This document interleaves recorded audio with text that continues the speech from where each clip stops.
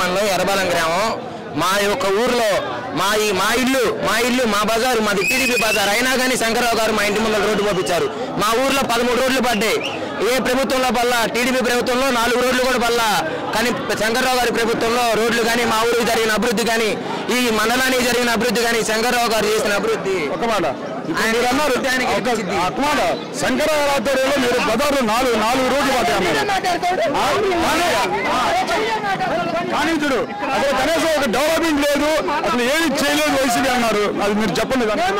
Development అంటే అన్న ఇప్పుడు చంద్రబాబు నాయుడు 5 ఏళ్ళు ఉన్నాడు. డెవలప్మెంట్ తాత్కాలిక పార్లమెంట్ అన్న, సచివాలయం తాత్కాలికమైంది. 400 కోట్లు పెట్టి తాత్కాలికమైంది. 400 కోట్లు తాత్కాలికమా? మా బతుకులు అన్నాయి. 4 ఏళ్ళు చేశారు.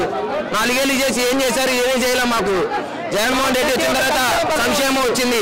పిల్లలు ఈ పిల్లగాడు పడిపోతున్నాడంటే అమ్మఒడి, మా నాన్న కష్టపడి రైతు ఉన్నాడంటే రైతు భరోసా, మా నాన్న ఆటో తోలుతాడు, ఆటోలకు డబ్బులు పడుతున్నాయి.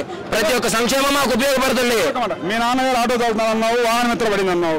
ఇప్పుడు ఈసారి ఏదైతే ఉందో జగన్ గారి మేనిఫెస్టోలో ఒకవేళ అనుకోని ప్రమాదం ఏదైనా ఆటో డ్రైవర్ జరిగితే 10 లక్షల వరకు బీమా ఇస్తానన్నాడు. అది మీకు ఎలా అనిపిస్తుంది?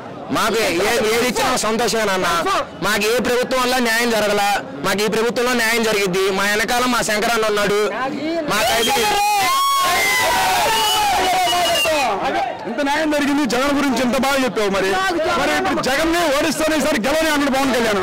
మేము పక్కా పవన్ కళ్యాణ్ మొన్నే వచ్చాం. జనసేనలో నుంచి మొన్నే వచ్చింది. మేము శంకర్రావు దగ్గరికి మేము మొన్నే వచ్చింది. మేము పక్కా జనసేన ఫ్యాన్స్. వెనకాల జరుగుతున్న నాటకాలు ఎన్నో అయ్యి, అంతేగాని మేము ఒకరికి భయపడి మేము పవన్ కళ్యాణ్ గురించి తప్పుగా మాట్లాడాల్సిన అవసరం లేదు. అభిమానమే, పవన్ కళ్యాణ్ అంటే అభిమానమే, సినీ పరంగా అభిమానం. మేము పక్కా ఇప్పుడు పవన్ కళ్యాణ్ అంటే అభిమానం అన్నారు, సినీ పరంగా కూడా మీరు మామూలుగా జనసేన అన్నారు. కానీ ఒక్క మాట చెప్పండి, మీరు ఇప్పుడు జగన్ ఒక రాష్ట్రానికి ముఖ్యమంత్రి, కానీ ఆ హోదాను కూడా మరిచి పవన్ కళ్యాణ్ నువ్వెంత, నీ బతికంత, నీ స్థాయి ఎంత మాట్లాడుతాను జగన్ మీరు చెప్పండి.